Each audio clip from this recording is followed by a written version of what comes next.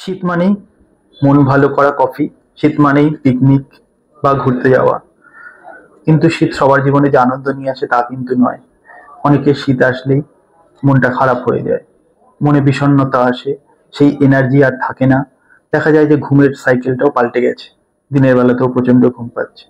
এইসব সিমটম যদি আপনার মধ্যে হঠাৎ করেই দেখা যায়, তখন সেটাকে আমরা বলে থাকি সিজনাল অ্যাফেক্টিভ ডিসঅর্ডার। শীতে রোদের প্রকোপ কমে যাওয়া এবং ব্রাইট লাইটের অনুপস্থিতির জন্য আমাদের মধ্যে এই সমস্যা দেখা যেতে পারে। তার কারণ, লাইট আমাদের গুড হরমোন যেরকম ক্ষরণ করে, এবং কম লাইট থাকলে তখন মেলাটোনিনের ক্ষরণ বেড়ে যায়। তার জন্য দিনের বেলায় একটা ঘুম ভাব, ক্লান্তি এগুলো আসে। এর থেকে মুক্তির উপায় কি? খুব সহজ। ব্রাইট লাইটে একটা দিনের বেশিরভাগ সময় কাটান, বারান্দায় বসুন, ছাদে যান, বাইরে হাঁটাচলা করুন।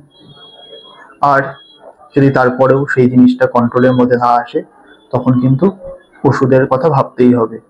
তখন অবশ্যই ডাক্তারের কাছে যাবেন এবং শীতটাকে অন্যান্যদের মতোই উপভোগ করতে পারবেন। ধন্যবাদ।